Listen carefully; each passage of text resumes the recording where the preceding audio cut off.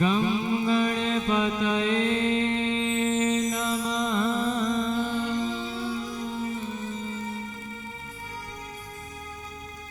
श्री सरस्वती नमः। श्री युगल किशोर चरणेभ्यो नमः।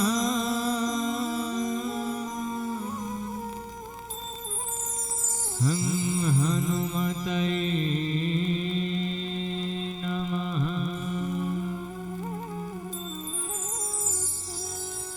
श्री सद्गुरुदेव चरण कमलेभ्यो नमः।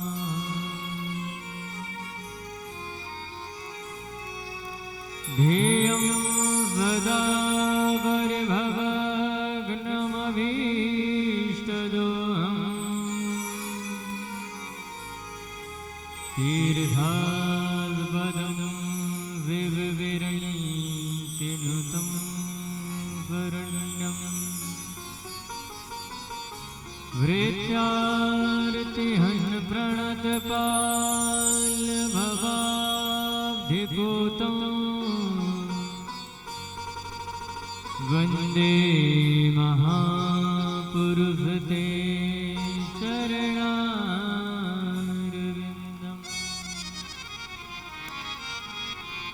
राधा साध्यं साधनं यस्य राधा मन्त्रो राधा मन्त्रदात्री राधा सर्वं राधा जीवनं यस्य राधा राधा राधा वाचकीं तस्य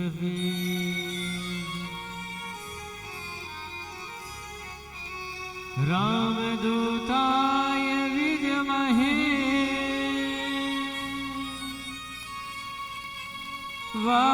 वायुपुत्राय धीमहि तन्नो कपिः प्रचोदयात्।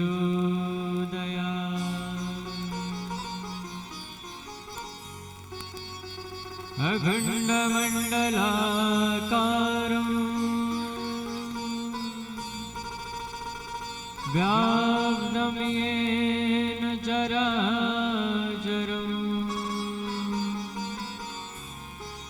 तत्पदं दर्शितं येन तस्मै श्रीगुरुवे नमः। राधे तू बड़भागिनी कौन तपस्या के तीन लोक तारण तरण है तेरे आगे। राम कथा के रसिक तुम प्रेमी हनुमत वीर आय विरायो हृदय में जय जय हनुमत वीर। बोले वृंदावन बिहारी लाल की जय हो। राधा रानी सरकार की जय हो। श्रीमद्भागवत महापुराण की जय हो। व्यास जी भगवान की जय हो। सुखदेव भगवान की जय हो। हेर माई की जय हो। वैष्णो महारानी की जय हो। जय जय श्री राधे जय जय श्री राधे जय जय श्री राधे श्याम। परंपराद पर अकारण करुणा वरुणालय तड़िद्युत विनिंदित पीतांबर धारी छैल बिहारी श्री बांके बिहारी लाल की वांगमयी प्रतिमूर्ति है। यह श्रीमद् भागवत महापुराण की कथा, जिस कथा रूपी गंगा में विगत 6 दिवसों से हम और आप सभी गोता लगा रहे हैं। आज हम सभी भगवान के पावन गुणानुवाद को श्रवण करने के लिए यहाँ पर एकत्रित भए हैं। यह पावन पुण्य महोत्सव संक्रांति का पावन पर्व, माघ का पावन महीना, जिसमें भगवान की कृपा भई और भगवान की कृपा से ज्ञान रूपी गंगा हमारे गृह ग्राम में अवतरित भई, जिस कथा को हम आप सभी श्रवण करके गोता लगा करके अपने जीवन को कृतार्थ कर रहे हैं।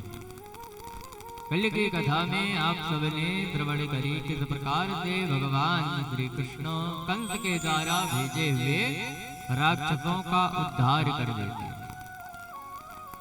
अहोबकीयं स्तनिकालकूटम, पूतना जो है बकी कालकूट नाम का विष लगा करके आती है। भगवान ने विष का तो पान किया, पूतना का भी उद्धार किया। अघासुर, बकासुर, वत्सासुर, धेनुकासुर, कालिया आदि सभी का भगवान ने उद्धार किया। महाराज इंद्र को अभिमान आया, भगवान ने इंद्र के अभिमान को भी दूर किया। गिरिराज महाराज को अपने कनिष्ठकांगुली में धारण किया। बोले गिरिराज महाराज की जय हो। आज की कथा में प्रवेश करने से पूर्व अपने मन और वाणी को पवित्र कर ले। और मन और वाणी पवित्र कहाँ से होगी? हमने बताया था, पहले ही बताया था ना, कहाँ से होगा? वाणी पवित्र कहाँ से होगी? मन पवित्र कहाँ से होगा? मन पवित्र हरि भजन कहाँ से होगा?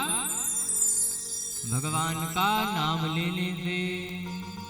आइए बड़े भाव से भगवान के नाम का स्मरण करते हैं, निवेदन करते हैं कि हे श्याम सुंदर, हम पर अपनी कृपा दृष्टि बना करके रखना। बड़े भाव से सभी लोग मीठे मीठे तालियों की सेवा करते हैं। देखिए, जब भी हम भगवान के शरण में जाएं, कल हमने निवेदन किया था ना, एक श्लोक आया, एकदा गृहदासेसो यशोदानंद गेहिनी कर्मांतरनियुक्तासो निर्ममंत स्वयं दधि। महाराज यशोदा मैया जब भगवान श्री कृष्ण की सेवा करती हैं तो कैसे मन से, क्रम से कार्य करके भी और अपनी वाणी से भी, तो मन, वचन और कर्म से हमको भगवान के नाम का स्मरण करना है। तो मन से तो भगवान का कीर्तन करना है, वाणी से भगवान के नाम का उच्चारण करना है, और कर्म क्या करना है? ठाकुर जी की सेवा में ताली बजाना है। कुछ लोग ताली बजाने में शर्म करते हैं, ताली बजाने में शर्म करते हैं, लेकिन पहले दिन ही हमने बताया था कि जब भक्ति महारानी के लिए कथा चल रही थी, सनक, सनंदन, सनातन, सनत कुमार चारों भाई कथा श्रवण करवा रहे हैं, तो क्या होता है? प्रहलाद स्थालधारी, प्रहलाद जी आ जाते हैं ताली बजाने। महाराज जब प्रहलाद जी संकोच नहीं करते तो हम क्यों करें? प्रहलाद स्थालधारी तरल गतितया च उद्भवः कांस्यधारी। उद्धव जी आ गए जो स्वयं बृहस्पति के शिष्य हैं। चारों वेद, 6 शास्त्र, 18 पुराण, वेद उपनिषद सब कुछ कंठस्थ है, लेकिन आज आए कथा में तो क्या करते हैं? मजीरा बजाते हैं। च उद्भवः कांस्यधारी वेणाधारे सुररसे। देव ऋषि नारद जी क्या करते हैं, अपनी वीणा को बजाते हैं। और इंद्र जो स्वर्ग के राजा है, आज इंद्रो वादी मृदंगम, स्वयं इंद्र आ गए हैं और आकर के मृदंग को बजाया है। तो जहाँ भगवान का नाम होता है, भगवान का कीर्तन होता है, तो जब देवता आ जाते हैं, मनुष्य आ जाते हैं, गंधर्व आ जाते हैं, तो हम तो साधारण मानव हैं, क्या ठाकुर जी की सेवा में ताली नहीं बजा जाता? तो बड़े भाव से बोले वृंदावन बिहारी लाल की जय हो मुझे चरणों से लगा ले। किसका किसका भाव है? उठाइए हाथ, दोनों हाथ। हो मुझे चरणों से लगा ले मेरे श्याम मुरली वाले, हो मुझे चरणों से लगा ले मेरे श्याम मुरली वाले, मुझे चरणों से लगा ले मेरे श्याम मुरली वाले, मुझे चरणों से लगा ले मेरे श्याम मुरली वाले। सांस सांस पे तेरा, मेरी सांस सांस पे तेरा, मेरी सांस सांस पे तेरा है नाम मुरली वाले, मुझे चरणों से लगा ले मेरे श्याम मुरली वाले, मुझे चरणों से लगा ले मेरे श्याम मुरली वाले, मुझे चरणों से लगा ले मेरे श्याम मुरली वाले, मुझे चरणों से लगा ले मेरे श्याम मुरली वाले। जय हो।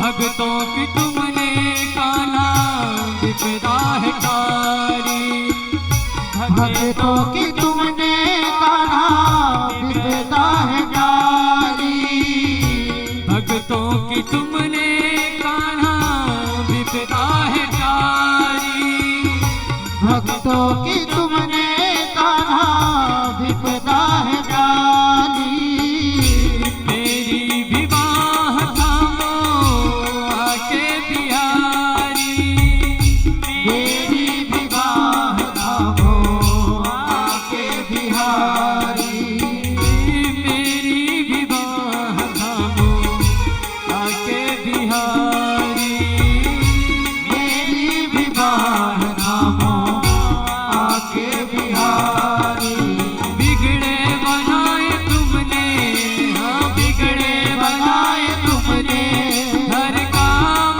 मुरली वाले, मुझे चरणों से लगा ले मेरे श्याम मुरली वाले, मुझे चरणों से लगा ले मेरे श्याम मुरली वाले।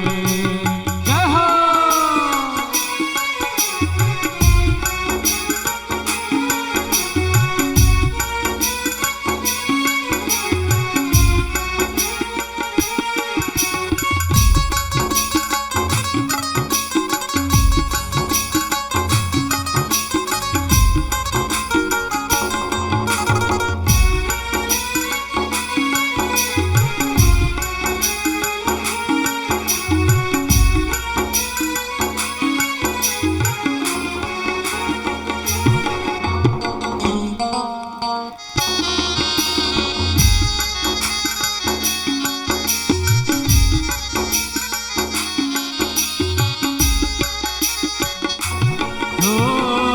पतझड़ है मेरा जीवन बन के बाहर आजा, पतझड़ है मेरा जीवन बन के बाहर आजा, पतझड़ है मेरा जीवन जड़ है मेरा जीवन, बच के बाहर आजा। सुन ले पुकार कान्हा, बस एक बार आजा। सुन ले पुकार कान्हा, बस एक बार आजा। सुन ले पुकार कान्हा, बस एक बार आजा। सुन ले पुकार कान्हा, बस एक बार आजा। बेचैन मन के तुम ही, बेचैन मन के तुम ही, आराम मुरली वाले, मुझ चरणों से लगा ले मेरे नाम मुरली वाले। वो मुझे चरणों से लगा ले मेरे श्याम मुरली वाले। बोल कवरिया सरकार की।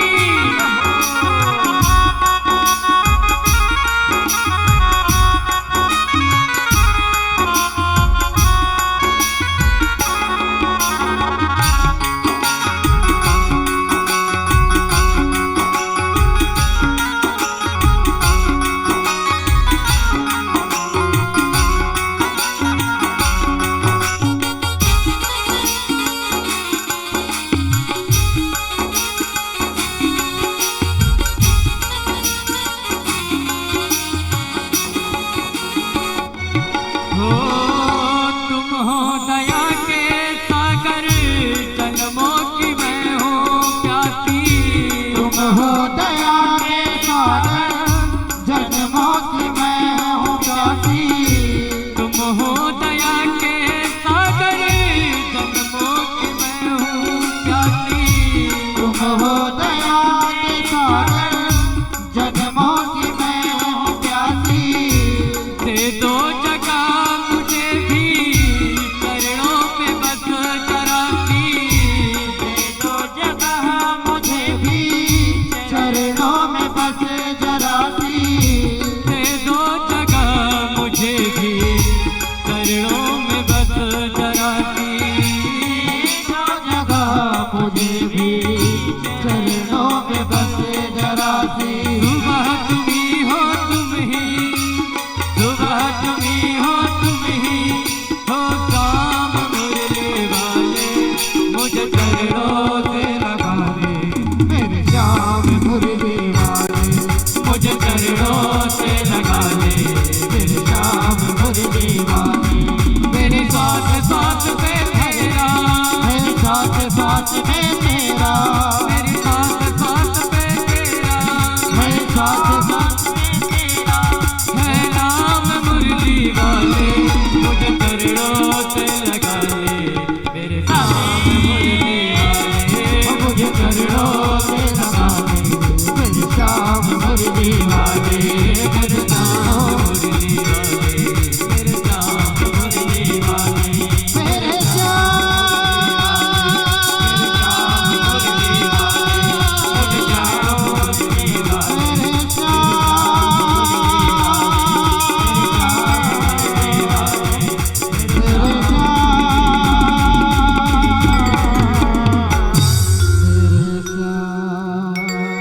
बोलिए सवरिया सरकार की।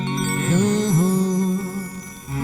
तो भाव क्या रखना है कि हे श्याम सुंदर, हमें अपने चरणों में लगा करके रखना।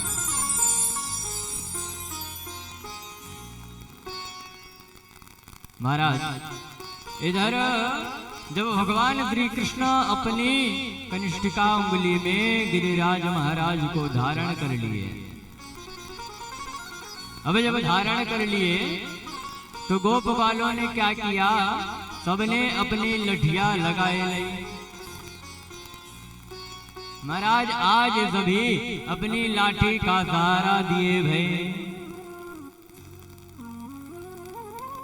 2 दिन बीत गए, तीसरा दिन है। सवेरे गोप ग्वालों ने देखा, कहते हैं चोरे कन्हैया तू क्या समझ रहा है कि तू अकेले इस गिरिराज को गोवर्धन को उठा करके रखा है। कन्हैया ने कही नहीं भैया, तुम सबने सहयोग करी है, मैं भला छोटो सा बालक अकेले कैसे जा पर्वत को उठाए सकूं। गोप ग्वाल कहते हैं कन्हैया एक काम कर, 2 दिन व्यतीत हो गए, तूने कुछ खाया नहीं है। तुझे हम जब देखते थे कुछ ना कुछ खाता रहता था। आज 2 दिन बीत गए, तीसरा दिन प्रारंभ है, तूने 2 दिन से कुछ भी खाया नहीं है। तो एक काम कर, तूने एक आराम कर ले, जा गोवर्धन को हम उठाए भे, जा गोवर्धन को भार हम संभाल लेंगे। कन्हैया ने कही हाँ भैया बात तो सही कह रहे हो, भूख तो मोको बहुत जोर से लगी है। तो एक काम करो, चलो अभी जब तुम सब सहारा लगाए हो तो मैं कुछ पा लेता हूँ। और महाराज कन्हैया ने जैसे ही अपनी उंगली को थोड़ी सी नीचे किया, जितने भी लठियां लगी थी सब चटपटाए करके टूट गई। और जैसे ही लठियां चटपटाई, सबरे के सबरे ग्वाल वाल चिल्लाए, अरे कन्हैया बचाओ, संभालो संभालो। भगवान ने पुनः गोवर्धन को उठा लिया। महाराज सारे गोप ग्वाल समझ गए ये कोई साधारण बालक नहीं है। सबने प्रश्न करी, चोरे कन्हैया जिस तरह से तू साधारण इंसान, हम भी साधारण इंसान, हम 1000 और तू अकेले के उंगरिया के हटाने से सबरी लठिया चटचटाए गई और तूने अकेले ही गिरिराज को उठाए लियो। बात क्या है, मोको लगे हमको लगे तू साधारण बालक नहीं है, तू तो भगवान है। कन्हैया ने विचार किया कि भैया बात तो अब गड़बड़ हो जाएगी।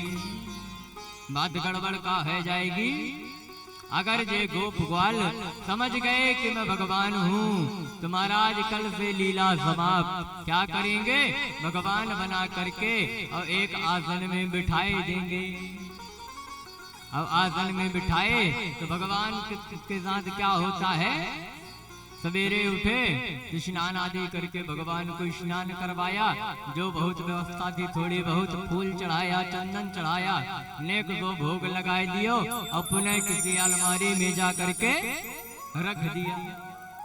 कन्हैया ने विचार किया कि अगर इन्होंने मुझे भगवान समझ लिया तो बात वही होगी, फिर किसी अलमारी में पड़े मिलेंगे। कन्हैया ने कहा नहीं भैया ये मेरे अकेले का बल नहीं है। तो बोले हाँ तो बिरबल किसका है। कन्हैया कहते हैं कछु माखन को बल बढ़ो, कछु गोपन करी सहाय, श्री राधे जो के कृपा से मैंने गिरवर लियो उठा। कन्हैया कहते हैं भैया जानते हो बात क्या है, तुम मेरे को माखन चोरी करने से रोकते थे ना।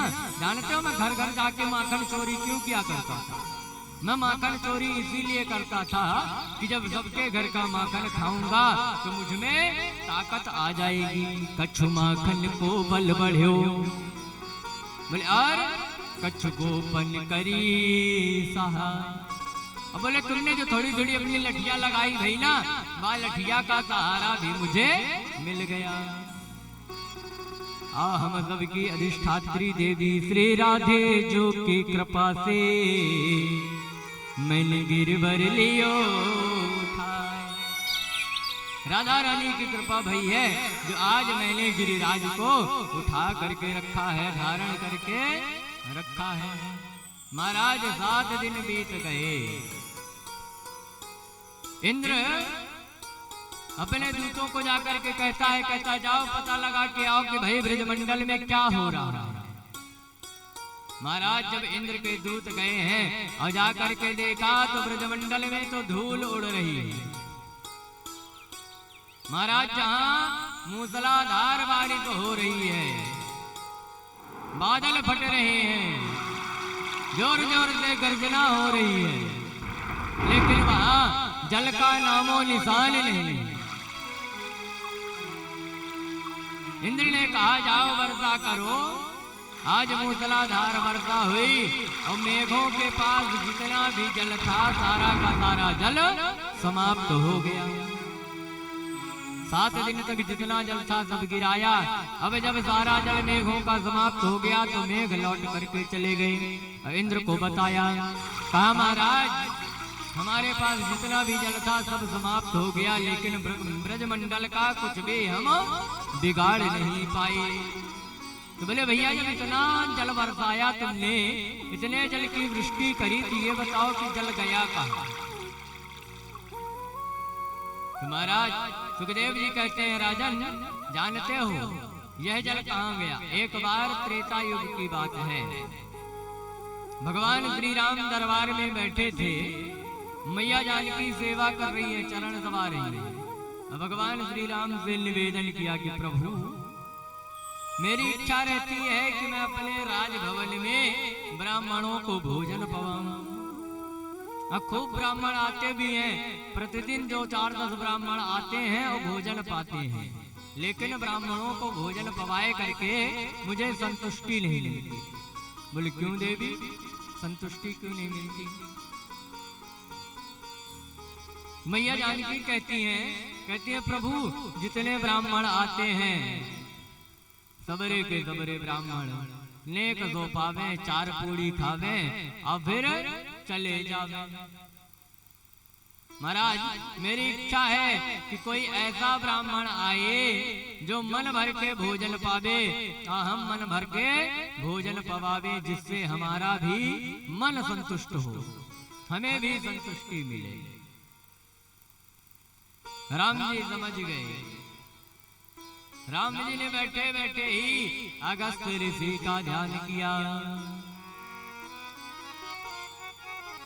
अगस्त्य जी से कहा, बाबा एक काम करिए, आज आपका निमंत्रण है हमारे राजभवन में, तो प्रसाद पाने आ जाइए। महाराज अगस्त्य जी आए, मैया जानकी बड़ी प्रसन्न।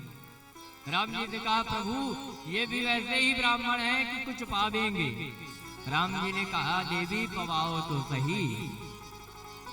महाराज इधर मैया जानकी ने चौका लगाया, भोजन बनाना प्रारंभ किया और बढ़िया गरम गरम पूड़ी सेक करके अगस्त्य जी को खिलाना प्रारंभ कर दिया।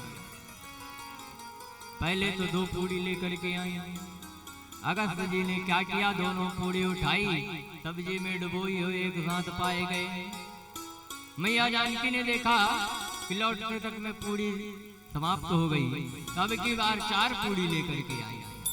अगस्त्य जी ने फिर वही किया, डुबाया और एक बार में ही साफ कर दिया। अब तो 8, 16, 20, 25, 50, 100 महाराज पूरा दिन व्यतीत हो गया। अगस्त्य जी पाए जा रहे हैं और मैया जानकी बना करके और परोस रही हैं। अब तो मैया जानकी थक गई, तो क्या किया, रिद्धि सिद्धि को बुला लिया, गणेश जी को बुला लिया। रिद्धि सिद्धि एक जने आटा लगावे, एक जने पूड़ी बेले और एक जने तले, और मैया जानकी ले ले करके परोस रही हैं। अगस्त्य जी पा रहे हैं। महाराज समय बीता, 18 दिन बीत गए अगस्त्य जी को भोजन करते। अब तो मैया जानकी थक करके चलते चलते और राम जी के पैरों में गिर पड़ी। बोले प्रभु ये कैसे बाबा जी को आपने बुला लिया? अभी तक आते थे तो कुछ पाते ना थे, और अब आए हैं तो अब जाते ही नहीं। अभी तक जितने ब्राह्मण आए 2-4 पूड़ी खा के चले जाते थे। महाराज ये कैसे ब्राह्मण हैं, इनका पेट ही नहीं भर रहा। मैया जानकी गई बाबा के पास, बाबा से कहा, अरे बाबा जी ये बताइए कि मैंने सुना है कि भोजन के मध्य में जल भी पीना चाहिए। बाबा ने कहा, हाँ देवी तुमने सही बात सुनी है। तो बोले बाबा नेक को जल लाए दूं, नेक को जल पी लो। बाबा ने कही, अरे देवी अभी तो मध्य आया ही नहीं है, मध्य आ जाए तो फिर जल पिएंगे। महाराज 28 दिन बीत गए। अब जब मैया जानकी एकदम से थक गई, राम जी ने देखा कि मैया जानकी का अब सारा अभिमान दूर हो गया है, तो राम जी ने बाबा जी से निवेदन किया। अब बाबा जी ने कहा, देवी अब हमारा मध्याह्न आ गया है, तब एक काम करिए जल लाइए। मैया जानकी ने हाथ जोड़ लिया, कहे बाबा अभी तो हम भोजन पवाते पवाते थके भई, अब इतना जल कहाँ से लाएंगे। कहो तो आप एक घूंट में ही पूरा का पूरा समुद्र पी जावे। ये वही अगस्त जी हैं जिन्होंने एक घूंट में ही पूरे समुद्र का पान कर लिया था। तो भला बताइए कौन उनको जलपान करा सकता है। मैया ने कहा बाबा अभी आप चिंता मत करिए, समय आएगा तो आपको जल भी पिलाया जाएगा। महाराज एक युग बीत गए, त्रेता से आया द्वापर। आज वही इंद्र जब वर्षा करते हैं तो भगवान श्री कृष्ण ने अगस्त जी को बुलाया, बोले बाबा जी आइए, जो त्रेता में आपको प्यास लगी थी ना उस प्यास को आज बुझाइए। महाराज इधर जल की वृष्टि हो रही है, अगस्त जी चुल्लू में सारा जल लेकर के अब पीते भय ब्रजमंडल में जल का बूंद ही नहीं गिरा। इस तरह से महाराज इंद्र का अभिमान दूर हुआ। इंद्र समझ गया ये कोई और नहीं नारायण ही है। दौड़ते दौड़ते गए और सीधे जाकर के भगवान के चरणों में लेट गए।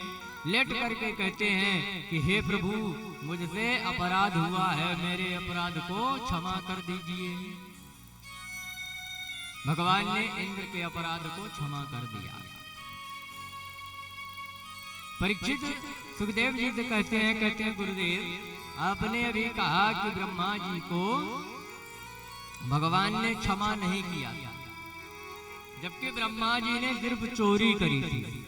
ब्रह्मा जी ने क्या किया था? चोरी किया है, बहुत बड़ा अपराध नहीं किया है। और इंद्र ने तो मारने का प्रयत्न किया है, पूरे ब्रजमंडल को ही नष्ट करने का प्रयत्न किया है। फिर भी भगवान ने इंद्र के अपराध को क्षमा कर दिया। ये बात समझ में नहीं आई। सुखदेव जी कहते हैं राजन भले इंद्र ने मारने का प्रयत्न किया, लेकिन इंद्र के मारने के प्रयत्न से भी भगवान के जो भक्त थे ब्रजवासी थे सब के सब भगवान के समीप आ गए। भले उसका उद्देश्य दूसरा था लेकिन कार्य दूसरा हुआ, भगवान को भक्तों से मिलाया। इंद्र ने क्या किया? भगवान को भक्तों से मिलाया। भाई जब भगवान ने गिरिराज को धारण किया तो सबरे ब्रजवासी गिरिराज के नीचे आ गए, जो यहाँ वहां फैले भय, तो सब भगवान के समीप आ गए, निकट आ गए। इसलिए भगवान ने इंद्र के अपराध को क्षमा कर दिया। और ब्रह्मा जी ने क्या किया? भगवान के भक्तों को भगवान से दूर कर दिया, वह चुरा करके ब्रह्मलोक में ले गए। तो भगवान कहते हैं कि चाहे भाव जो हो, अगर मेरे भक्त को मुझसे दूर करता है तो फिर मैं उसे क्षमा नहीं करता हूं। अगर मेरे भक्त को मेरे से मिलाता है तो फिर वह चाहे कितना भी बड़ा अपराधी हो उसके अपराध क्षमा हो जाते हैं। इस तरह से भगवान ने इंद्र पर कृपा करी। इधर समय आया, कुछ गोपियां कात्यायनी मैया का व्रत करती हैं। हेमंते प्रथमे मासी नंदा ब्रज कुमारिका चेरुर हविष्यं भुञ्जानां कात्यायन्यर्चनाव्रतम्। महाराज हेमंते प्रथमे मासी, हेमंत ऋतु के पहले महीने में गोपियां मैया कात्यायनी की पूजा करती हैं। और मैया कात्यायनी की पूजा करने के लिए प्रातः उठती हैं। 4 बजे उठ करके जाएं और जमुना जी में स्नान करें और स्नान करके फिर मैया कात्यायनी की पूजा करें। एक दिन गोपियां स्नान कर रही थी। अब जब गोपियां स्नान कर रही थी तो भगवान ने क्या किया? भगवान गोपियों के वस्त्रों को उठा करके और कदम्ब के पेड़ पर चढ़ जाते हैं। भगवान तदभिप्रेत कृष्ण योगेश्वरेश्वरः वयस्यैरा व्रता वस्त्र गतस्त तत्कर्म सिद्धये। भगवान गोपियों के वस्त्र को लेकर के कदम्ब के पेड़ पर चढ़ जाता है। इधर गोपियों ने देखा कि हमारे वस्त्र नहीं है, तो भगवान से निवेदन करते हैं, हे प्रभु हमारे वस्त्र दीजिए। भगवान ने कहा, भाई जैसे तुम गए थे जल में वैसे हमारे पास आके वस्त्र ले जाओ। गोपियों ने निवेदन किया, प्रभु हम गए थे तब यहाँ कोई नहीं था। तो बोले अब कौन है? तो बोले अभी तो आप हो।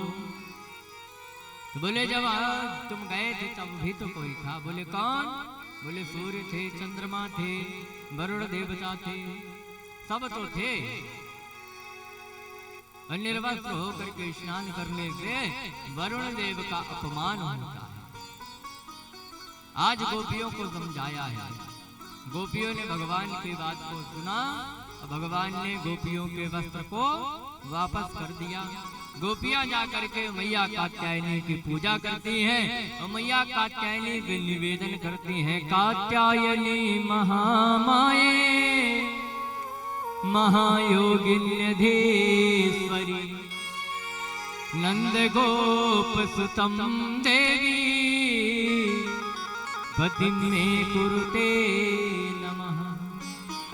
कहते हैं मैया कात्यायनी आप सब कुछ जानने वाले हैं। कात्यायनी महामाये महायोगिन्यधीश्वरी, आप सारी योगियों की योगनियों की अधिष्ठात्री हैं। आप सब कुछ जानने वाली हैं। आप ऐसी कृपा करिए नंद गोप सुतम देवी, हम पर कृपा करिए और वरदान क्या दीजिए। ये जो नंद गोप के बालक हैं, नंद गोप सुतम देवी पति में कुरुते नमः। सारी गोपियां निवेदन करती हैं कि हमें नंद गोप का जो बालक है, छोरा है, वही पति के रूप में चाहिए। मैया कात्यायनी गोपियों के व्रत से संतुष्ट होती हैं और भगवान श्री कृष्ण भी गोपियों पर कृपा करते हैं। और आज पावन समय आया है। कौन सा समय? शरद पूर्णिमा की रात्रि। भगवान श्याम सुंदर बंसी वट में बैठे और बैठ करके कदम्ब के वृक्ष के नीचे अपनी बंसी को अधरों में लटका करके और जैसे ही बंसी के राग को छेड़ा है, महाराज जहां तक बंसी की आवाज जाती भई, सबरी की सबरी गोपियां मोहित होती गई। जिसने भी बांसुरी की आवाज को सुना वह भगवान की ओर खिंची चली आती है। भगवान पिता रात्रि सरदोत्फुल्ल मल्लिकः वीक्षरन्तु मनः शक्रे स्मयमान मुखाम्बुजः। क्या होता है? शरद पूर्णिमा की रात्रि में जैसे ही भगवान ने बंसी को बजाया, सारी गोपियां दौड़ती भई भगवान की ओर चल पड़ी। महाराज जो जिस कार्य में लगा हुआ था, अपने अपने कार्य को छोड़ करके जाती गई।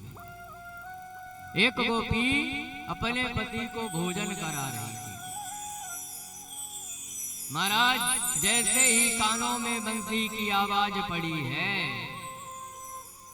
हाथ में जो भोजन की सामग्री रखी थी, भोजन की वस्तु रखी थी, सब कुछ वहीं पे छोड़ दिया और जाकर के भगवान श्री कृष्ण से मिलने के लिए दौड़ती चली गई। एक गोपी अपने बच्चे को स्तनपान करा रही थी। महाराज बच्चे को वहीं रख दिया और भगवान की ओर दौड़ पड़ी। एक गोपी श्रृंगार कर रही थी। जैसे ही बंसी की आवाज को कानों में सुना है, वह अपने श्रृंगार को करना भूल गई। आंखों में लगाने वाले काजल को वह अपने मुख में लगाती, पांव में पहनने वाली पायल को वह अपने कानों में पहनती है। सब कुछ भूल गई। महाराज एक गोपी अपने पति की सेवा कर रही थी, चरण दबा रही थी। जैसे ही उठी तो पति ने क्या किया, हाथ को पकड़ लिया और ले जाकर के कमरे में बंद कर दिया और बाहर से किवाड़ से लगाए दिए। महाराज गोपी छटपटाने लगी और छटपटाते हुए अपने शरीर को वहीं छोड़ दिया और आत्मा रूपी गोपी बन करके और भगवान के पास चली गई। इस तरह से सारी गोपियां जाकर के अब भगवान के पास जाती हैं। अब जैसे ही भगवान के पास गोपियां पहुंची तो भगवान गोपियों से कहते हैं, अरे गोपियों स्वागतम वो महाबाहो प्रियः किं करवाणि वः ब्रजश्यामयं कच्चे ब्रूतागमन कारण। भगवान कहते हैं, अरे गोपियों आओ आओ, आप सभी का स्वागत है। स्वागतम वो महाबाहो प्रियः किं करवाणि। अरे आए हो, आपका स्वागत है, पर ये बताओ कि यहाँ करने क्या आए हो? किम करवाने वाले, क्या करने आए हो?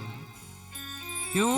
ब्रज श्याम, आप सब तो ब्रज की गोपियां हो, आप यहाँ पर क्यों आए हो? आपके आगमन का ब्रूतागमन कारण, आपके आगमन का कारण हमें बताओ। गोपियों ने हाथ जोड़ लिया, प्रभु आपके दर्शन की अभिलाषा थी। भगवान कहते हैं, देवियों ठीक कोई बात नहीं, दर्शन की अभिलाषा थी ना, दर्शन हो गया? बोले हाँ दर्शन हो गया। बोले अब एक काम करो, सब अपने अपने घर को जाओ, क्योंकि रात्रि में यहाँ पर एक हम ही पुरुष हैं, बाकी सभी स्त्रियां हो, और रात्रि में अपने पति के अलावा किसी के दर्शन नहीं करने चाहिए। महाराज भगवान ने जब कहा, गोपियां दुखी हो गई। बताइए तो भला, जिसके लिए हम अपना सब कुछ छोड़ करके आए, आज वही हमें अपने से दूर कर रहा है। गोपियों ने कुछ नहीं कहा, शांत खड़ी रही। भगवान ने कहा, अरे देवियों, तुम्हारे पति हैं, तुम्हारे पिता हैं, तुम्हारे पुत्र हैं, तुम्हारे सब रिश्तेदार हैं, जब वापस लौट करके जाओगे तो क्या कहेंगे?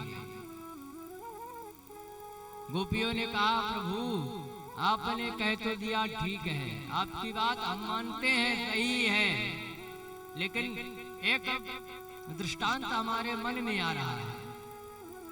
एक बात बताइए प्रभु, मान लीजिए एक पतिव्रता स्त्री है, उसका पति परदेश में कमाने गया, और जब कमाने गया तो क्या करता है कि अपनी तस्वीर को अपनी पत्नी को दे करके चला जाता है।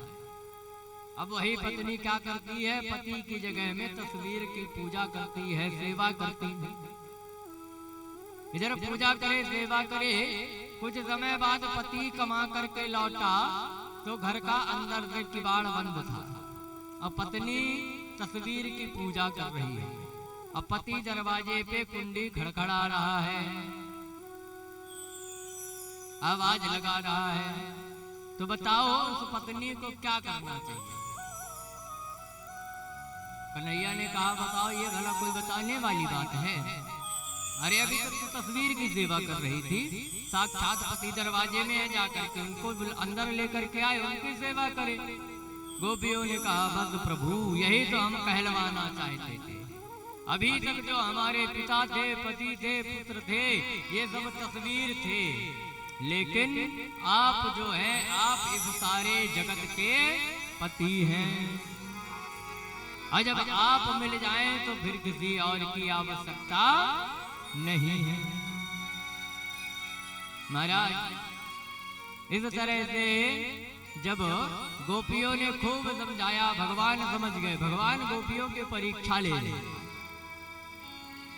ये गोपियां कोई और नहीं है, जब भगवान श्री रामावतार में वन में घूमते हैं, भटकते हैं, तो जितने भी संत ऋषि हैं भगवान के स्वरूप को देख करके मोहित होते हैं, और सबकी इच्छा एक बार भगवान को अपने पति के रूप में प्राप्त करने की होती है। तो भगवान ने कहा, अभी तो हम राम हैं, मर्यादा पुरुषोत्तम हैं, लेकिन जब हम कृष्ण बन करके आएंगे तो सबकी अभिलाषा पूर्ण करेंगे। आज वही संत हैं, भगवान के सेवक हैं, जो गोपी बन करके आए हैं। महाराज, आज भगवान श्री कृष्ण गोपियों के साथ रास रचाना प्रारंभ कर देते हैं। इधर भगवान अपनी बंसुरी को बजाते हैं और जितनी गोपियां भई उतने ही कृष्ण बने और सभी गोपियों के साथ भगवान बंसुरी को बजाते हुए सुंदर नृत्य करते हैं। इधर जब नृत्य कर रहे थे तो क्या हुआ कि सबरी गोपियों को अभिमान आ गया। अभिमान किस बात का? अभिमान इस बात का आया कि कन्हैया मुझसे ही ज्यादा प्रेम करता है, कन्हैया सबसे ज्यादा प्रेम मुझसे ही करता है। अब गोपियों को ये पता नहीं है कि जिस तरह से हमारे पास कृष्ण है उसी तरह से दूसरी गोपी के पास भी कृष्ण है। महाराज, गोपियों के मन में अहंकार आया और जब अहंकार आया तो क्या होता है? अंतर्हिते भगवती सहसैव व्रजांगना अतप्यं समक्षाणा करिण्य इव योथपम्। अंतर्हिते भगवती, भगवान जो है अंतर ध्यान हो जाते हैं एक गोपी को लेकर के। जब अंतर ध्यान हो गए तो आज सबरे की सबरे गोपियां रोती गई, बिलखती गई। मन में सबके पछतावा है कि बताओ तो भगवान हमको छोड़ करके और चले गए। आज भगवान सब गोपियों को छोड़ करके चले गए, राधा रानी को लेकर के गए। कुछ दूर में राधा रानी ने विचार किया कि बताओ तो मुझसे बड़ा सौभाग्यशाली इस संसार में कोई नहीं है। कन्हैया ने सब गोपियों को छोड़ दिया, केवल मुझे अपनाया है। महाराज, राधा रानी विचार करती हैं। कुछ दूर चलते चलते राधा रानी पैर में मोच आने का बहाना करती है। अब बहाना करके कहती है कन्हैया अब मुझसे नहीं चला जाएगा। तो बोले क्या करें? बोले मुझे अपनी गोद में उठा लो। महाराज, इधर राधा रानी को जैसे भगवान गोद में उठाते हैं भगवान अंतर ध्यान हो गए और राधा रानी वहीं जमीन पर गिर पड़ी। अब तो गोपियां भी यहाँ से भगवान को ढूंढती भई आई और राधा रानी को देखा। बधवा पदये सुप्रकृतानि विलोक्यार्था समुद्वहन् कस्यापदानि चैतानि यातायानन्दसून्।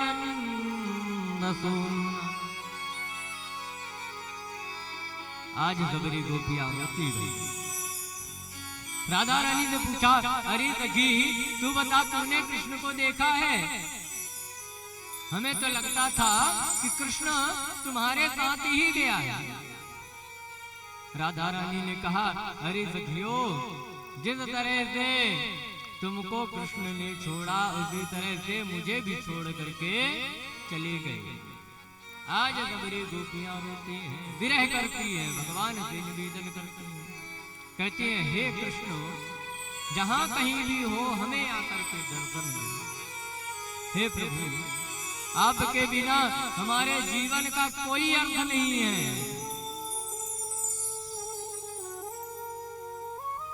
कहती है हे प्रभु, आपके जो कोमल कोमल चरण है ना, इन रेत में चल करके कहीं आपके कोमल कोमल चरण में अगर छोटा सा भी कांटा लग गया ना, एक कण भी रेत का गड़ गया ना प्रभु, आपका दुख हमसे सहा नहीं जाएगा।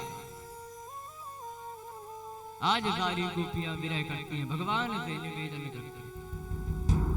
बड़े सुंदर एक गीत को गाया है जिसे हम गोपी गीत कहते हैं।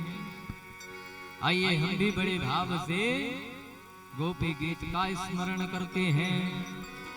जयाति ते धिकं जन्मना व्रजः श्रयते इंदिरा शाश्वता गृहे दयित देवता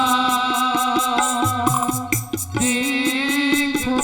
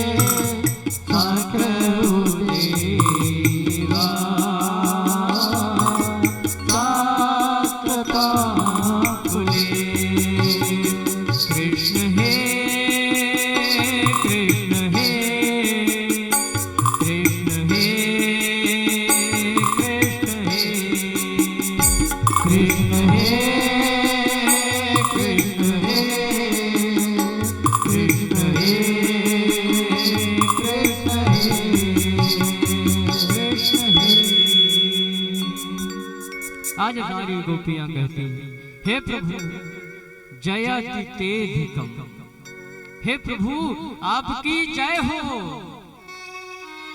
जयति ते धिकम जनमना ब्रजः, हे प्रभु आपने ब्रजमंडल में जन्म लिया, इतना ही हमारे लिए काफी है। आपकी जय हो प्रभु। श्रयत इंदिरा, हे प्रभु हमारी ये जो इंद्रियां हैं, हमारा ये जो मन है, ये बुद्धि है, ये बुद्धि भ्रष्ट हो गई थी। जो हमने अभिमान किया, हम अपने आप को पहचान न सकी, हम आपको नहीं पहचान सकी। प्रभु हमारे जीवन को धिक्कार है। विष जलाप्यया अरे आपकी कृपा तो ऐसी है कि जो विष को लगा करके अपने स्तनों में आई थी पूतना, आपने उस पूतना का भी उद्धार किया। व्याल राक्षसा, जितने भी राक्षस आए आपने सभी राक्षसों का संहार कर दिया। हे प्रभु, फिर भी हम आपको नहीं समझ पाए, हमसे बहुत बड़ी भूल हो गई प्रभु। गोपियां कहती हैं प्रभु, यत्ते सुजात चरणाम्बुरुहं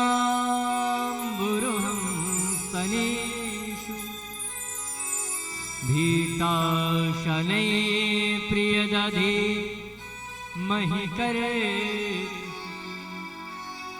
हे प्रभु, आपका यह जो शरीर है, ये आपके जो पैर हैं इतने कोमल है ना कि अगर आप हमारे शरीर में भी अपने पैर को रखते हैं तो आपके पैरों में दर्द होता है, इतना कोमल आपके चरण हैं। भीता सनै प्रियदधि मही करे, फिर भी आपने कृपा करी हमारे ऊपर, जो आप हमारे घरों में आते थे, माखन की चोरी करते थे, दही की चोरी करते थे। हे प्रभु, अब तो कृपा करिए।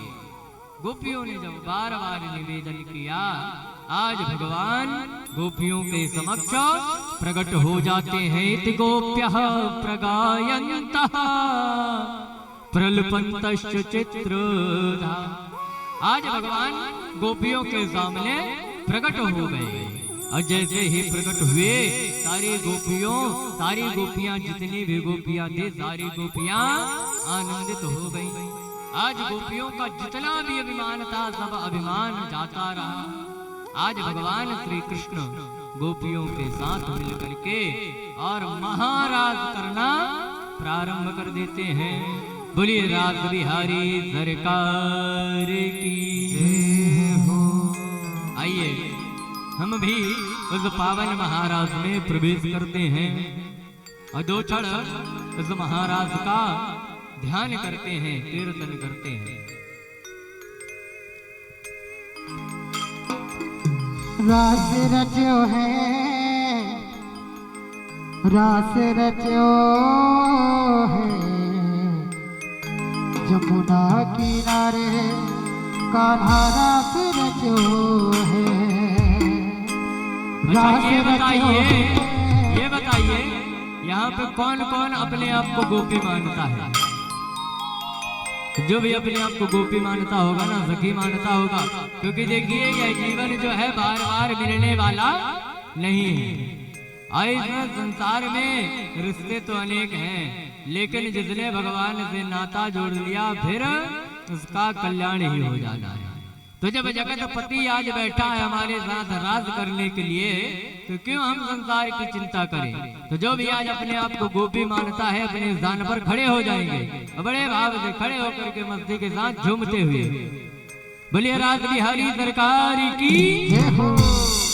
रास रचो है, रास रचो है, किनारे कान्हा रास रचो है, रास रचो है, रास रचो है, जमुना किनारे कान्हा रास रचो है, रास रचो है, रास रचो है, जमुना किनारे कान्हा रास रचो है, रास रचो है, रास रचो है,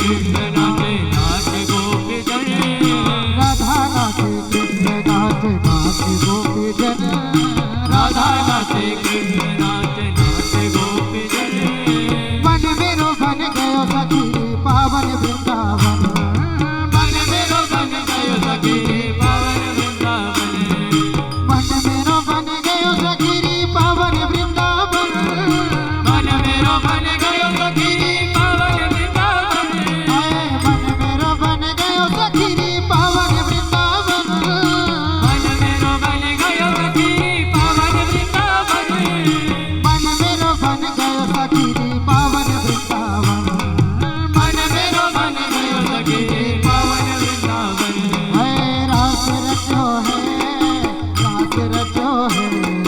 जमुना किनारे कान्हा रास रचो है रास रचो है जमुना किनारे कान्हा रास रचो है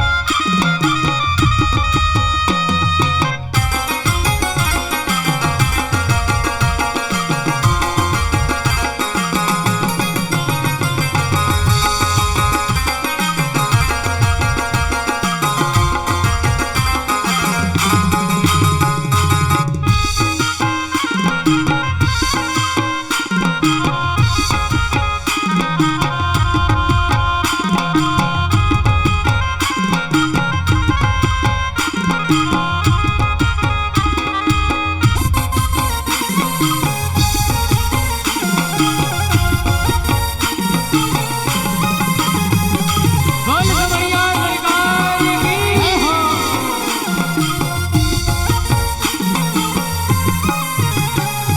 चंदा नाचे सूरज नाचे नाच तारा गना चंदा नाचे सूरज नाचे नाच तारा गण ओ चंदा नाचे सूरज नाचे नाच तारा गना चंदा नाचे सूरज नाचे नाच तारा गण मन मेरो बन गयो सखी पावन वृंदावन मन मेरो बन गयो सखी पावन वृंदावन रास रचो है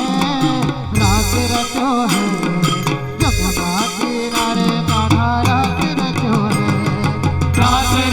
है रास रचो है जमुना किनारे कान्हा रास रचो है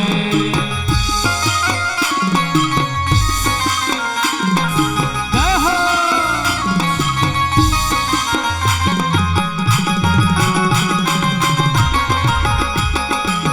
बोलिए रास बिहारी सरकार की जय हो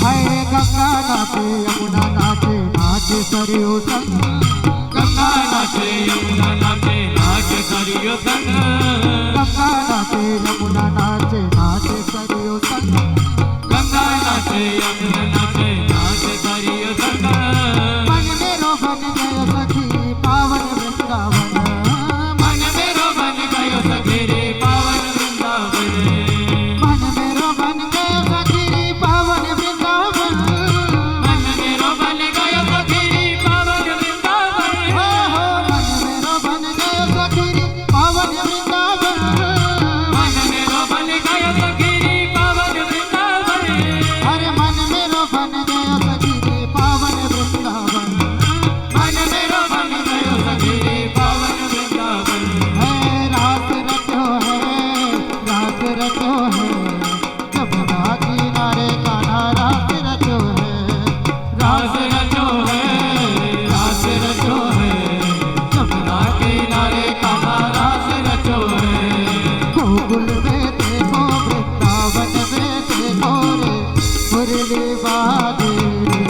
श्याम संग राधा नाचे रे, श्याम संग राधा नाचे रे। हाय गोकुल में देखो वृंदावन में देखो रे मुरली बाज रे, श्याम संग राधा नाचे रे, श्याम संग राधा नाचे रे। थम थम नाचे राधा प्यारी सुन के मीठी मोरलिया, हो थम थम नाचे राधा रानी सुन कर मीठी मुरलिया। है श्याम छवि पे सब बलिहारी गोप ग्वाल और गैया, हो श्याम छवि पे सब बलिहारी गोप ग्वाल और गैया।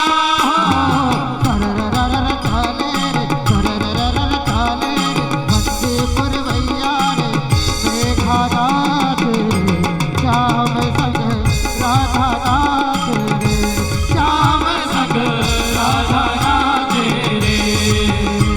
है रात रचो है, रात रचो है, यमुना किनारे कान्हा रात रचो है, रास रचो है, रास रचो है, यमुना किनारे कान्हा रास रचो है।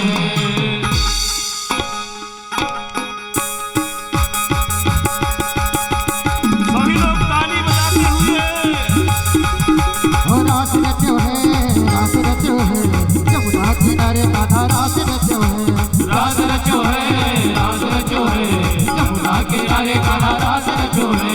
आत्मा परमात्मा की मिलन की ये रात है, आत्मा परमात्मा के मिलन की ये रात है, हो आत्मा परमात्मा की मिलन की ये रात है, आत्मा परमात्मा के मिलन की ये रात है। यही महाराज है, यही महाराज है, यही महाराज है, यही महाराज है, त्रिभुवन का स्वामी भक्तों का दास है, त्रिभुवन का स्वामी भक्तों का दास है, त्रिभुवन का स्वामी ये भक्तों का दास है। यही महाराज है, यही महाराज है, यही महाराज है, यही महाराज वो है, यही महाराज है, यही महाराज है, यही महाराज है, यही महाराज है, यही महाराज है, यही महाराज है।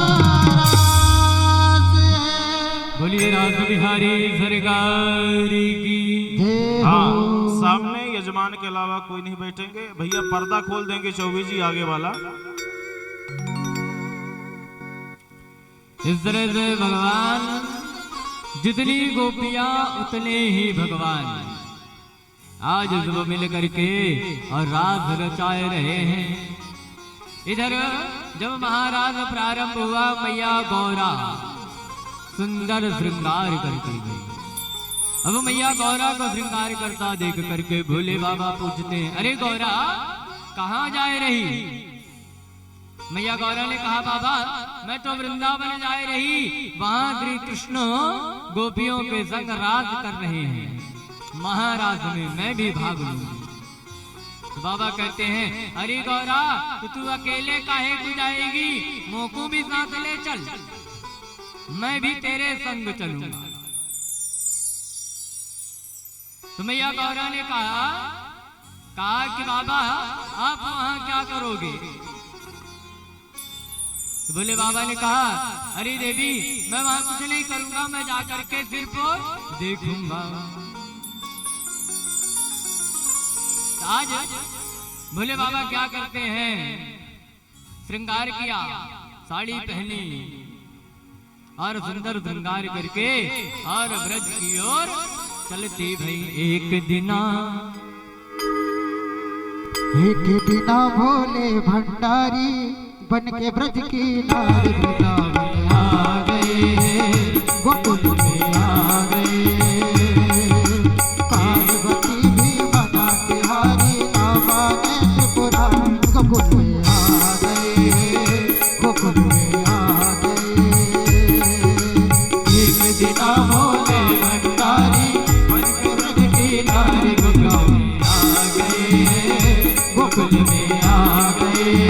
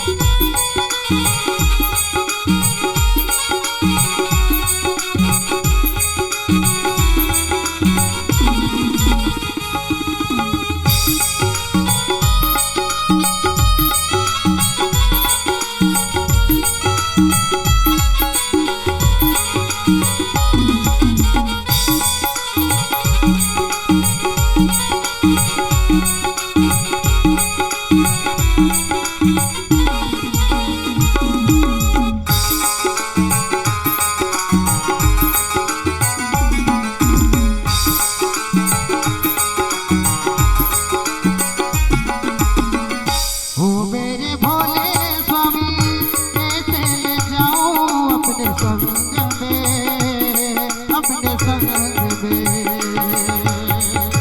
ओ मेरे भोले स्वामी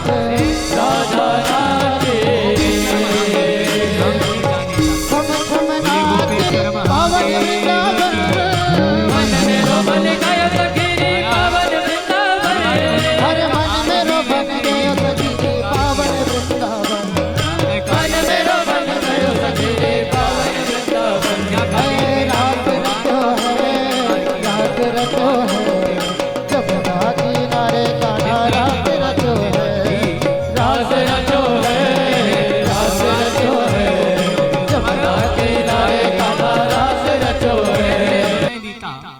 इधर कंस ने एक सभा बुलाया, बोले भाई क्या किया जाए? तो बोले एक काम करिए, आप धनुष यज्ञ का आयोजन करिए। बोले उससे क्या होगा? बोले उससे जो कृष्ण और बलराम है उनको बुलाना, और जब बुलाओगे तो हम धोखे से कृष्ण और बलराम को मरवा देंगे। बोले ठीक है, तो किसको भेजा जाए? बोले अक्रूर जी को भेजो। आज अक्रूर जी गए और जा करके वृंदावन में और जाकर के बाबा से निवेदन किया, बाबा हम तुम्हारे दोनों बालकों को लेने के लिए आए हैं, महाराज कंस ने बुलाया है धनुष यज्ञ देखने। मैया यशोदा ने जो ही देखा सुना, वहीं पर बेहोश होकर के गिर पड़ी। महाराज सबको समझाया, सारे ब्रजवासियों को समझाया, आज कोई भी कन्हैया को छोड़ने को तैयार नहीं है। भगवान ने सबको समझाया, अरे भैया चिंता मत करो, 2 दिन की तो बात है, तीसरे दिन तो मैं वापस आ ही जाऊंगा। महाराज आज भगवान वहां से ब्रज से गोकुल वृंदावन से मथुरा की ओर चल पड़े। रास्ते में राधा रानी मिली, राधा से कहा, अरे राधा चिंता मत कर, 2 दिन बाद मैं आ जाऊंगा। भगवान ने अपनी बांसुरी राधा रानी को दी और चले हैं मथुरा की ओर। भगवान के सभी सखा भी भगवान के संग चले। आज जब सभी मथुरा में पहुंचे हैं तो गोप वालों का मन हुआ, सखाओं का मन हुआ कि भाई हम आज तक वृंदावन से बाहर कहीं गए नहीं हैं और मथुरा राजा का नगर है, तो चलो चलिए और राजा के नगर में घूमते हैं, दर्शन करते हैं, भाई मथुरा में है क्या क्या। महाराज चले घूमने, सुंदर जमुना जी में स्नान किया और स्नान किया तो बोले, अरे कन्हैया स्नान तो कर लिए, पर अगर कपड़े मिल जाते सुंदर सुंदर, क्योंकि अब तुम्हारे कंस जो है मामा है और कंस यहाँ के राजा है, तो राजा के तुम भांजे हो और हम तुम्हारे सखा, तो अगर हम मथुरा में ऐसे ही फटे पुराने कपड़े पहने तो अच्छी बात नहीं। भगवान वहीं एक धोबी था, भगवान ने धोबी से कहा, अरे धोबी लाओ जो सुंदर सुंदर वस्त्र हैं हमें दे दो। धोबी ने समझा कि अरे ये तो गोप ग्वाल है, ग्वालिया है, साधारण बालक है, डांट के भगाते हैं, कहते हैं चलो दूर हटो, वस्त्रों को छूना मत। भगवान ने अपने हाथ को उठाया और एक कान पे लगाया, वहीं उस धोबी का गोविंदाय नमो नमः हो गया। महाराज अब सबरे बालकों से कह दिया, कन्हैया ने कहा अपने अपने मन का वस्त्र उठाओ और पहनो। महाराज अब वस्त्र तो खूब सुंदर पहन लिए, लेकिन कोई बड़ा है कोई छोटा है। बोले महाराज वस्त्र तो खूब सुंदर हैं, लेकिन अगर ये सही हो जाए, हमारे नाप के सिल जाए तो फिर बड़ी कृपा हो। भगवान एक दर्जी के पास गए, दर्जी से कहा, भैया नेक हमारे वस्त्रन को सिल के बराबर कर दे। दर्जी ने सहर्ष स्वीकार किया और सबके वस्त्रों को सुंदर बना दिया। भगवान ने दर्जी को आशीर्वाद दिया, जाओ तुम्हारा कल्याण हो। महाराज आगे चलते हैं, गोप सखाओं ने कहा, भैया एक काम करते हैं, अब खूब सुंदर कपड़े भी पहन लिए, बढ़िया स्नान भी कर लिया, लेकिन चंदन माथे में अगर पुत जाए ना, जैसे हमारे कान्हा भैया के चंदन लगाए, देख लीजिए सभी लोग, ऐसे ही सभी सखा कहते हैं भैया नेक हमारे माथे पे चंदन अगर थुप जाए ना तो बड़ी कृपा होगी। उसी समय महाराज एक कुब्जा 3 जगह से टेढ़ी, वह जाती भाई और उसका काम था कंस के यहाँ प्रतिदिन जाकर के और चंदन लगाना। भगवान ने देखा कुब्जा को, भगवान कहते हैं, अरे सुंदरी नेक रुक तो जा। कुब्जा ने सुना, विचार किया, भाई मैं तो सुंदरी हूँ नहीं, मैं तो 3 जगह से टेढ़ी हूँ, तो सुंदरी तो किसी प्रकार से हो ही नहीं सकती, मुझे नहीं होगा किसी और को होगा। घूम फिर करके देखा कोई दिखा भी नहीं, फिर भी चली जा रही। भगवान ने फिर आवाज लगाई, अरे सुंदरी नेक सुन तो ले। कुब्जा ने फिर घूम फिर करके देखा, कोई नहीं दिखा। सोचे होगा कोई बालक है शैतानी कर रहा होगा।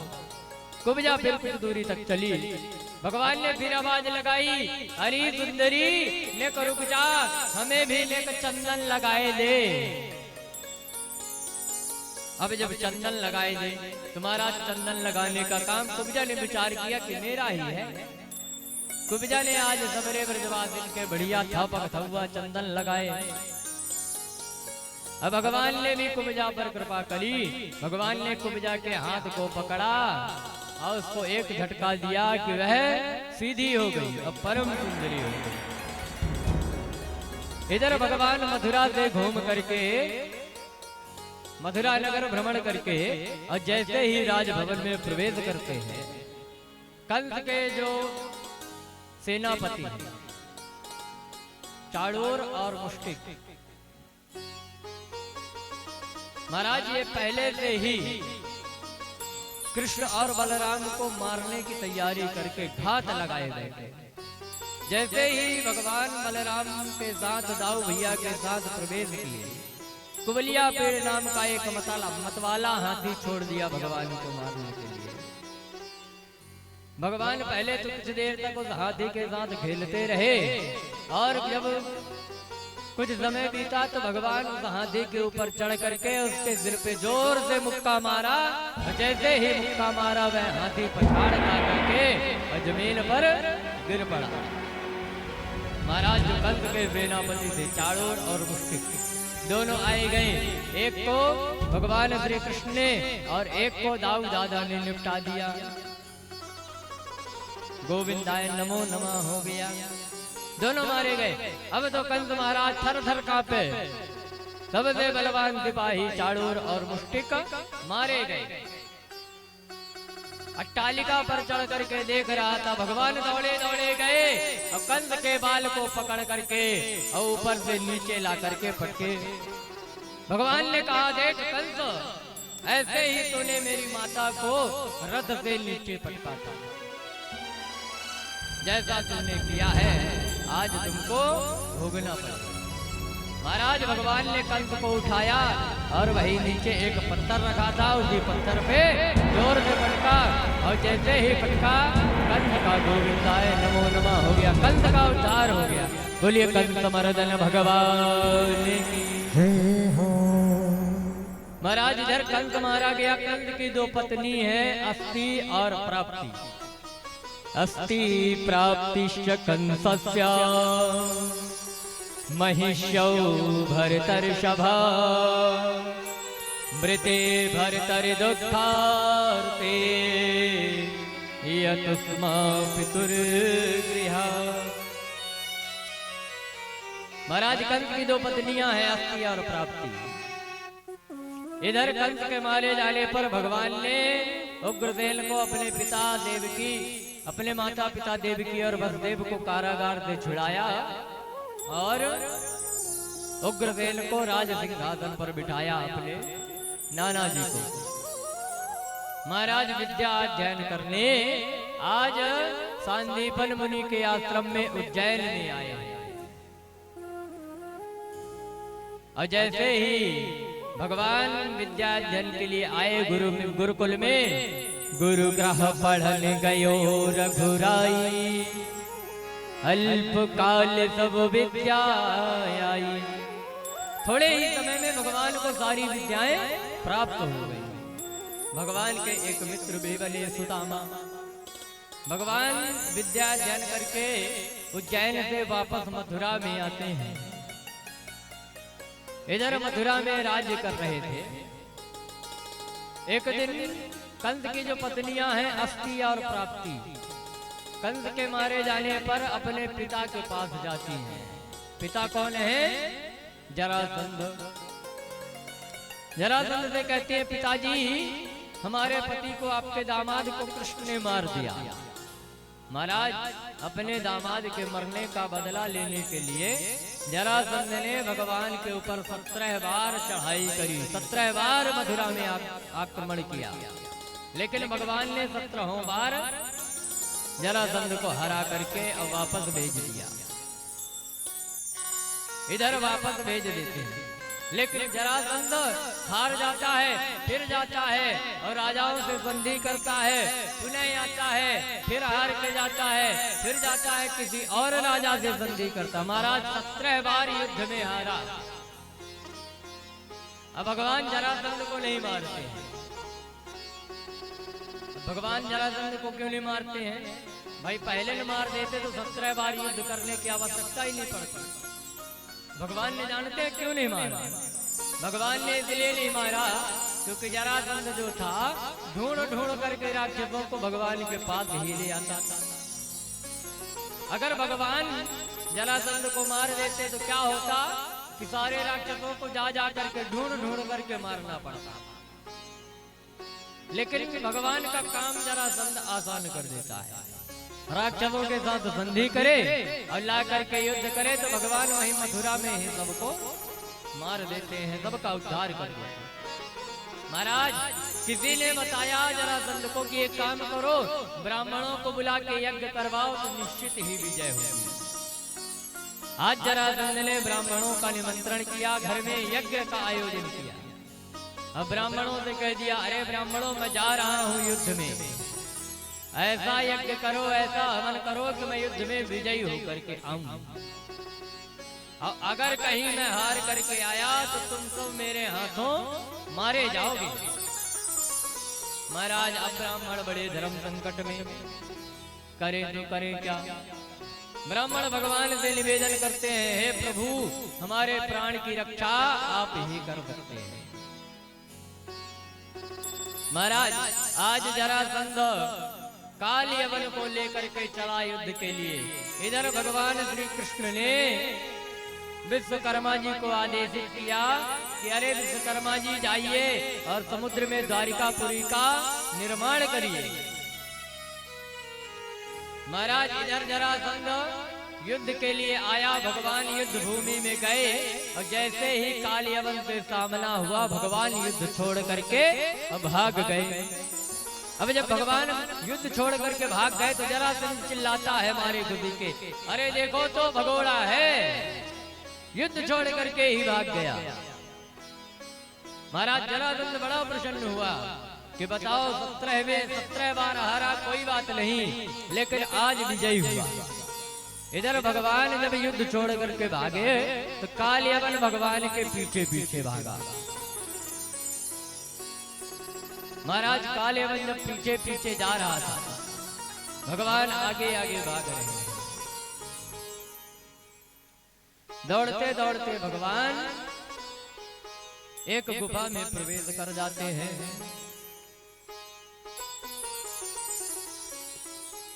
महाराज अब जब भगवान गुफा में प्रवेश कर गए, इधर से काल यवन पीछे पीछे जा रहा है। चारों तरफ देखता है, कहीं कृष्ण दिखाई नहीं दे रहा। काल यवन ने विचार किया कि हो सकता है कहीं भाग गया हो। फिर जब सामने गुफा देखा तो काल यवन उस गुफा में प्रवेश कर जाता है।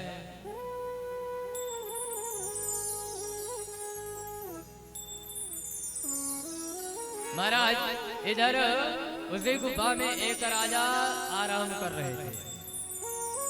भगवान ने क्या किया, अपने पीतांबर को निकाला और उनके ऊपर डाल दिया। इधर जब काल यवन जाता है, देखता है पीतांबर ओढ़े, तो काल यवन को लगा कि ये कृष्ण ही है, सोने का नाटक कर रहा है।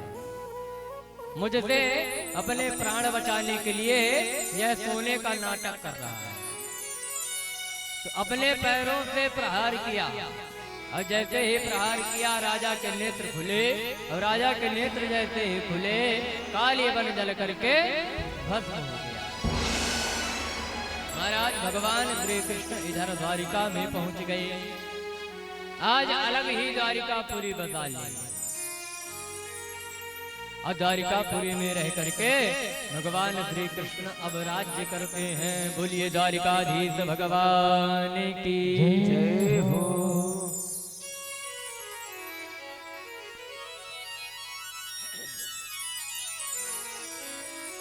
महाराज इस तरह से भगवान श्री कृष्ण मथुरा से द्वारिका में पहुंचे। एक विदर्भ नाम का देश है। कौन सा देश? विदर्भ नाम का देश। वैदर्भ्यासत संदेशम निशम्य यदुनन्दनः प्रगृह्य पाणिनां पाणिं प्रहसन्निदमाब्रवीत्। महाराज विदर्भ नरेश की पुत्री है रुक्मणी। रुक्मणी के भाई हैं रुक्मी।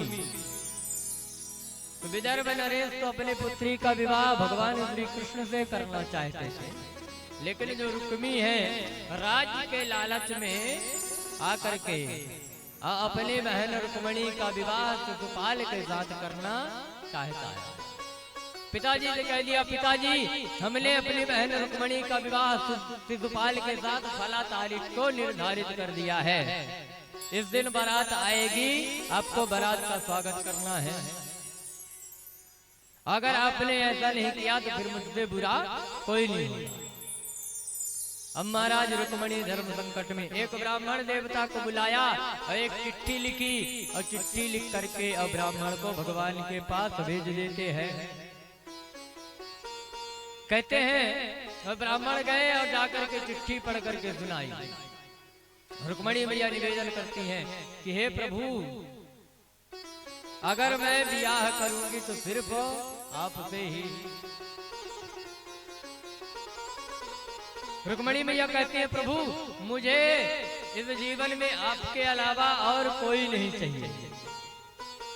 मेरे भाई ने मेरा विवाह शिशुपाल के साथ निर्धारित कर दिया है, लेकिन मैं शिशुपाल के साथ विवाह करना नहीं चाहती।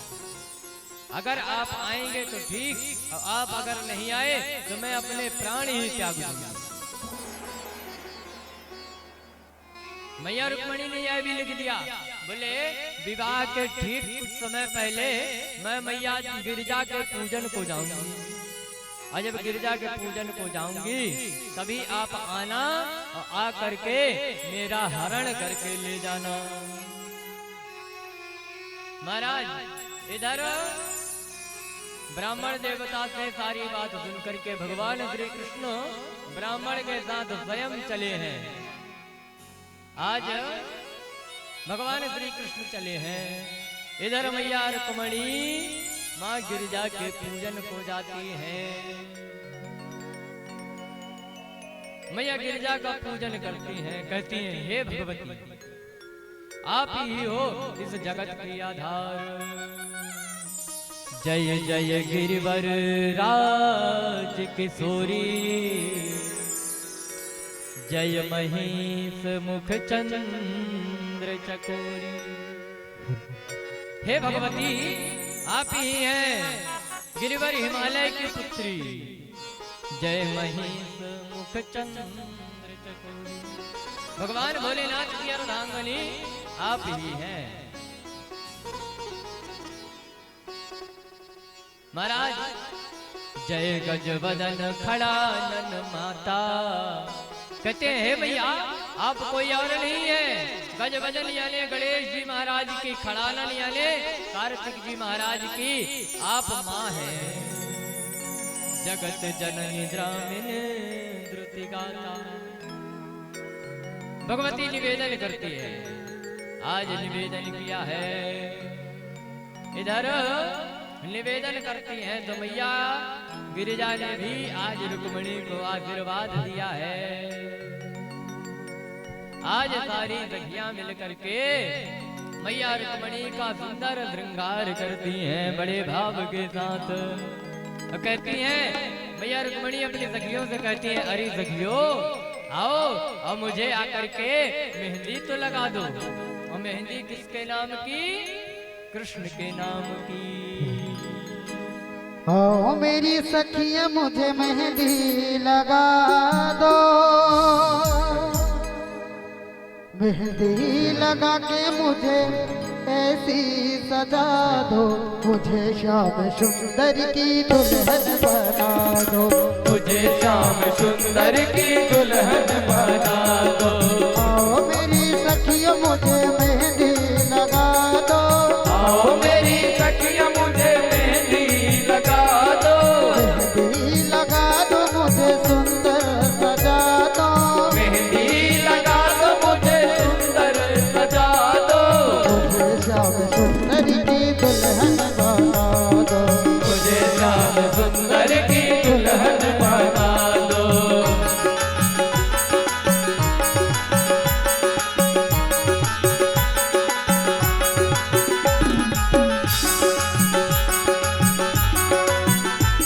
बोलिए कुमारी मैया की हो।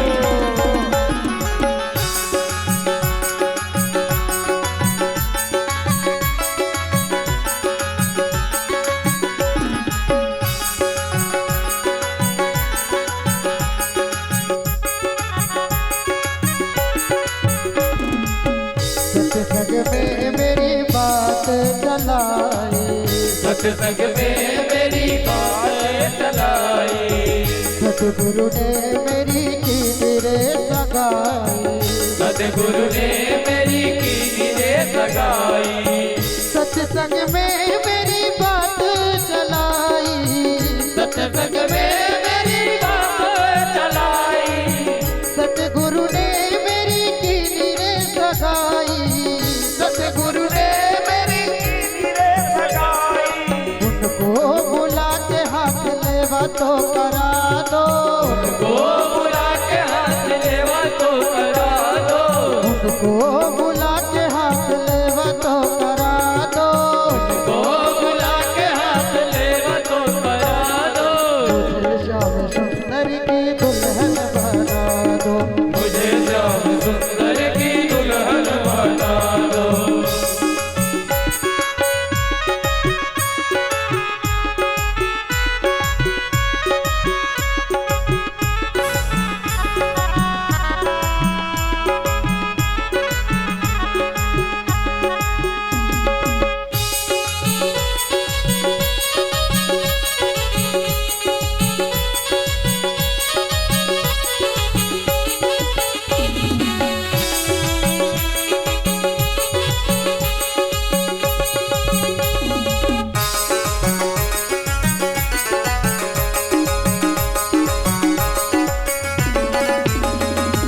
ऐसी पहनो चूड़ी जो कब हो न टूटे, ऐसे पहनो जोड़े जो कब हो न टूटे। ऐसा वरु दूल्हा जो कब हो न छूटे, ऐसा वरु दुल्हा जो कब हो न टूटे। ऐसी पहनो चूड़ी जो कब हो न टूटे, ऐसे पहनो चूड़ी जो कब हो न छूटे। ऐसा वरु दूल्हा जो कब हो न छूटे, ऐसा वरु दूल्हा जो कब हो न टूटे। अटले सुहाग वाली बिंदिया लगा दो, अटले सुहाग वाली बिंदिया लगा दो। ओ अटले सुहाग वाली बिंदिया लगा दो, अटले सुहाग वाली बिंदिया लगा दो। मुझे श्याम सुंदर की दुल्हन बना दो, मुझे श्याम सुंदर की दुल्हन बना दो। मुझे श्याम सुंदर की दुल्हन बना दो, मुझे श्याम सुंदर की दुल्हन बना दो।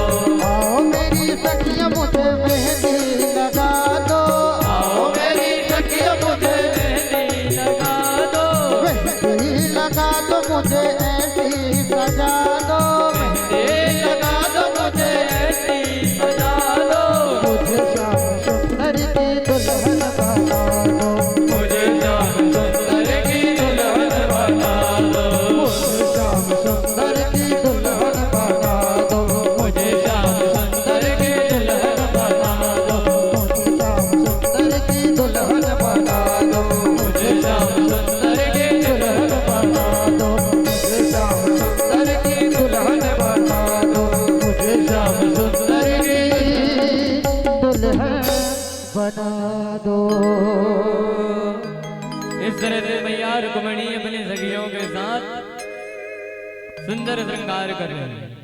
मंदिर में जबरे द्वारपाल बैठ खड़े भय मैया रुक्मणी ने भगवान से पहले ही कह दिया था कि हे प्रभु मैं जाऊंगी गिरिजा पूजन को, तभी आप आना, आ करके मेरा हरण करके ले जाना। अगर आप नहीं आएंगे तो मैं मंदिर से बाहर नहीं जाऊंगी। महाराज भगवान ब्राह्मण देवता के साथ चल पड़े हैं। भगवान को जल्दी में जाते हुए देख करके दाऊ दादा ने विचार किया कि हो ना हो कन्हैया इतनी जल्दी में जा रहा है तो कुछ ना कुछ बात गड़बड़ है। दाऊ दादा भी संग में चले हैं। इधर भगवान मंदिर में पहुंचे। भगवान बड़ी मस्ती के साथ झूमते हुए आ रहे हैं। आज सारे के सारे द्वारपाल भगवान की सुंदर छवि को निहार रहे हैं। महाराज सभी देख रहे हैं भगवान की सावली सूरत को, मोहिनी मूरत को सभी देख रहे हैं और देख करके मंत्रमुग्ध हैं। महाराज सबरे द्वारपाल एकदम शांत खड़े हैं। कोई कुछ कह नहीं पा रहा है, कोई कुछ बोल नहीं पा रहा है। भगवान आए, रुक्मणी मैया का हाथ पकड़ा और भागा रे भागा मोहन रुक्मणी को ले भागा। भागा रे भागा मोहन रुक्मणी को ले भागा। भागा रे भागा मोहन रुक्मणी को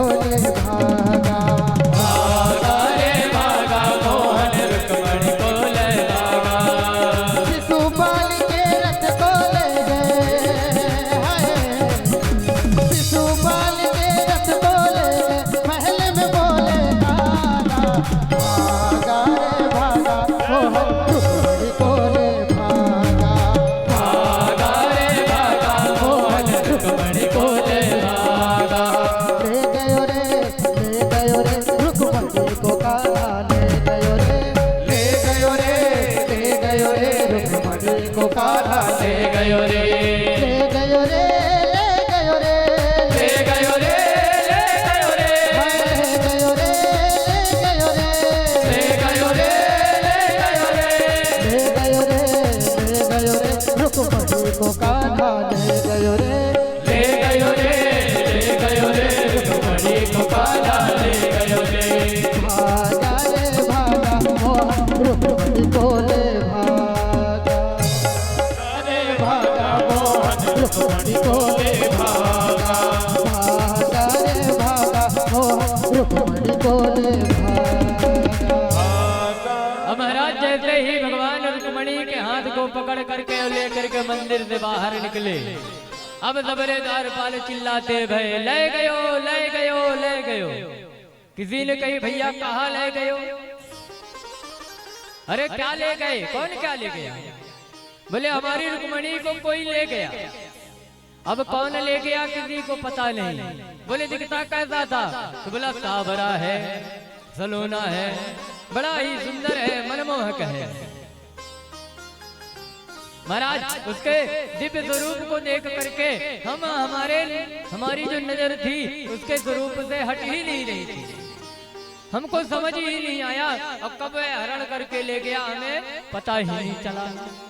महाराज इस प्रकार से भगवान श्री कृष्ण रुक्मणी मैया का हरण करके ले गए। इधर शिशुपाल के द्वारपाल अब जो थे सैनिक शिशुपाल सहित सब भगवान के पीछे लग गए। रुक्मी भी पीछे आया। भगवान ने सबको पराजित किया। रुक्मी को मारने वाले थे। मैया रुक्मणी ने निवेदन किया प्रभु जैसा भी है मेरा भाई है, इसलिए क्षमा कर दीजिए। अब भगवान आज रुक्मणी मैया को लेकर के द्वारिका में गए हैं। और द्वारिका में लेकर के गए तो भगवान श्री कृष्ण का मैया रुक्मणी के साथ दिव्य विवाह संपन्न हुआ। महाराज सुंदर बारात सजाई गई, बारात की अगवानी की गई, सब कुछ किया गया द्वारिका में। और बढ़िया भगवान श्री कृष्ण मैया रुक्मणी को सुंदर सिंहासन पर बैठाया और सुंदर सिंहासन पर बिठा करके और सुंदर जयमाल करवाई है। महाराज आज सारी रस्में कर रहे हैं। जितना भी कार्य विवाह में होता है सारा विवाह का कार्य आज भगवान का संपन्न करवाया जा रहा है। भगवान श्री कृष्ण और मैया रुक्मिणी माला लेके खड़ी भई।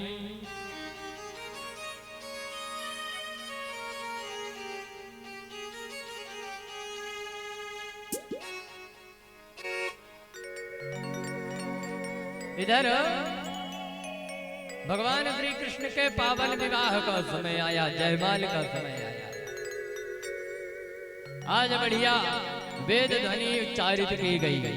ब्राह्मण एक साथ वेद ध्वनि उच्चारण करते हैं। ओम स्वस्ति न इंद्रो वृद्धश्रवाः स्वस्ति नः पूषा विश्ववेदाः स्वस्ति नस्तार्क्ष्यो अरिष्टनेमिः स्वस्ति नो बृहस्पतिर्दधातुः।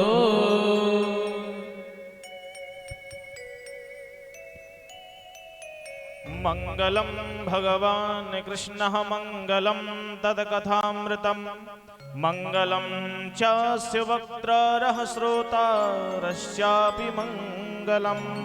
सुंदर नृत्य गीत का आचरण कर रहे हैं। अब बढ़िया श्याम सुंदर और रुक्मिणी मैया जयमाल लेके खड़ी हैं। आज पावन समय आया। श्री बांके बिहारी गिरधारी को पहनाओ जयमाला, पहनाओ जयमाला। श्री बांके बिहारी गिरधारी को पहनाओ जयमाला, पहनाओ जयमाला। श्री स्वामी सुनोने गिरधारी को पहनाओ जयमाला, पहनाओ जयमाला।